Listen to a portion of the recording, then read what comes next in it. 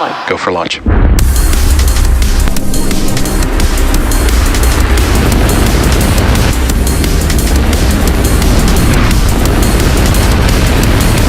Vehicle is supersonic.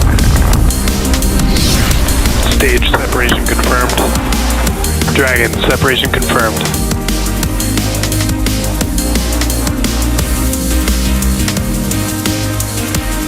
Stage 1 is transonic. Landing legs have deployed. And Falcon 9 has landed. Hello everyone, and welcome to the webcast for the Arabsat Beta 8 mission. Today's launch will mark SpaceX's 35th launch of the year and 234th overall mission to date. My name is Zachary Lupin, and I'm an avionics reliability engineer here at SpaceX, joining you from our headquarters in Hawthorne, California. I'll be your host as we follow Falcon 9 taking the Arabsat Beta 8 payload to geostationary orbit from Florida's Space Launch Complex 40. Now, as you may have guessed by the name of the mission, our customer today is Arabsat. Arabsat is a satellite operator and leading satellite services provider carrying over 650 TV channels, 245 radio stations, and pay TV networks in more than 60 countries. The payload on board our second stage today, Beta 8, was built by Airbus and will provide connectivity over Europe, the Middle East, Africa, and Central Asia, and features Airbus's innovative space demonstrator Teleo to provide space-to-ground optical communications at gigabit speeds. Today's launch marks SpaceX's second launch with Arabsat, most recently having launched Arabsat 6A on our Falcon Heavy vehicle in 2019. And we'll have more information from our customer a little bit later in the webcast. At T-minus 11 minutes and 52 seconds, the vehicle and spacecraft are healthy, and while range is ready to support, weather is currently a watch item due to some nearby thunderstorms, but our teams will continue to monitor up until T0. If for some reason we don't launch today, we do have a backup opportunity tomorrow at 1:22 a.m. Eastern Time. On your screen is a live view of our two-stage Falcon 9 rocket that stands at about 230 feet tall. Now, starting from the very top of the rocket, we have the payload fairing, which is about 40 feet tall and 17 feet in diameter. Now, to put that size into perspective, an average fire truck is about 40 feet long and 12 feet wide, so a fire truck would fit very comfortably inside of the payload fairing. The fairing's job is to protect the payload from aerothermal loads, heating, and contamination during ascent. And both fairing halves supporting today's mission are flight-proven, with one half flying for its 8th time and the other flying for its 9th. Now, once we reach the vacuum of space, we will jettison the fairing as the second stage will continue on its journey to orbit. And after separation from the second stage, both fairing halves will be recovered again with the help of our recovery vessel, Bob. Now, below the payload fairing is the second stage, which is responsible for taking the Arabsat payload to its drop-off orbit in space. Not only does SpaceX's second stage look similar to the first stage, which is the larger stage below, it also has the same diameter, uses the same metal in its tanks, has the same onboard computer, uses the same propellants, and has nearly the same engine. And this allows us to use similar tooling, design, and systems to essentially build two rockets that are more reliable. Now, the first and second stages are connected by the interstage, which has pneumatic pushers that allow stage separation during flight. The interstage also houses the 10th engine connected to the second stage, and that is called the Merlin Vacuum Engine, or MVAC engine. The bottom two-thirds of the Falcon 9 vehicle is the first stage and is the primary part of the rocket that gets reused multiple times. On the very bottom of the first stage are the 9 Merlin M1D engines that accelerate the vehicle through the Earth's atmosphere and into various orbits in space. Now, the first stage supporting today's mission is no stranger to space travel and is flying for its 14th time, having previously supported GPS-3, Space Vehicle 4 and 5, Inspiration 4, Axiom 1, Nilesat 301, OneWeb Launch 17, and 7 Starlink missions.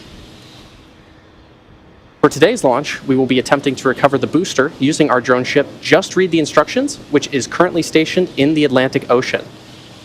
Now, with liftoff currently set at 1:22 a.m. Eastern Time, here are a few words from the President and CEO of Arabsat. Ladies and gentlemen, greetings and welcome to the Arabsat Beta 8 satellite launch. I'm thrilled to be here today to celebrate this momentous occasion with all of you. I'd like to express my gratitude to Airbus our satellite manufacturer, for providing us with the latest technology and expertise, and for our standing relationship that has spanned over 25 years. Their contribution has been crucial to the success of this project, and we couldn't have done it without them. I would like to thank SpaceX for their valuable contribution to this project. Their expertise in launch services has been instrumental in bringing the Badr 8 satellite to its designated orbit today. And we are honored to have them as our partners. The Badr 8 satellite is a state-of-the-art addition to Arabsat orbital position 26 degrees east.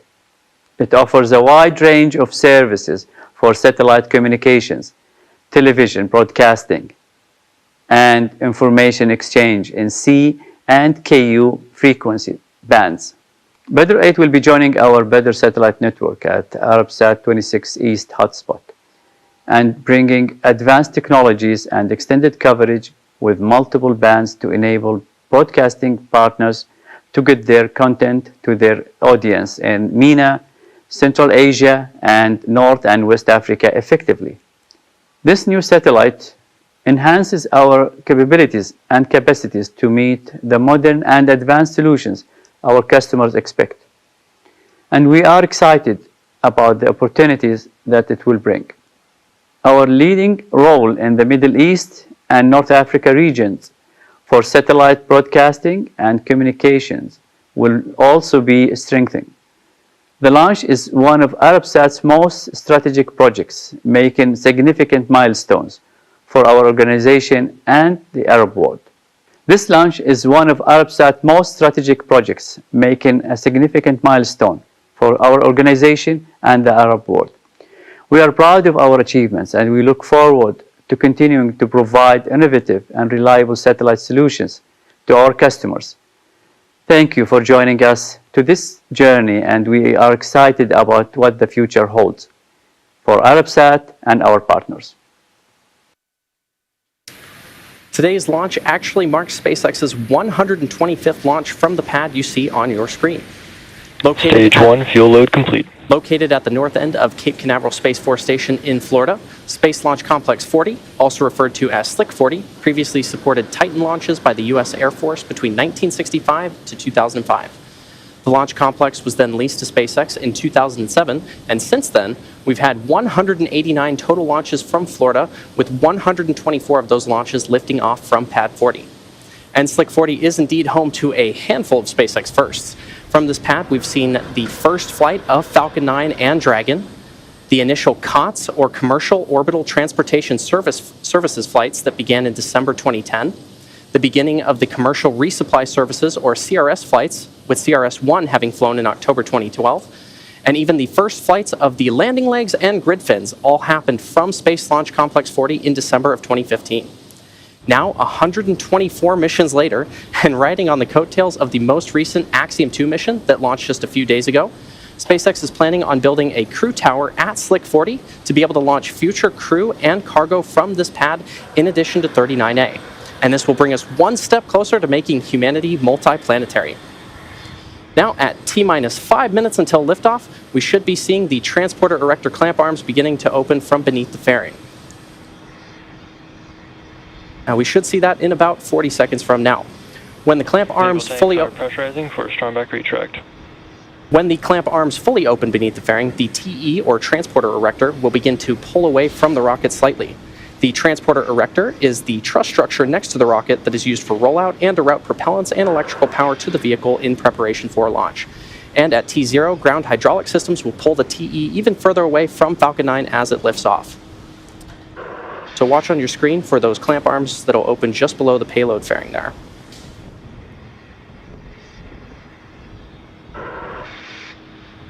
And there you can see those clamp arms opening. Now, the first stage is connected to a launch mount at the base of the transporter erector, but the structure is hinged and will retract away from the vehicle in preparation for launch. Now, while you may hear it referred to as the strongback from the launch team, but transporter erector is also used to refer to this structure. So we should be seeing that strong back beginning to recline here momentarily.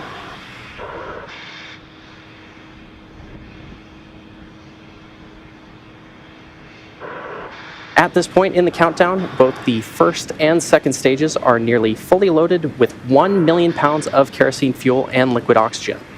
Both first stage and second stage should finish loading propellant about a minute. Hold. Launch abort is running. And as you may have heard, there was a hold called out over the nets.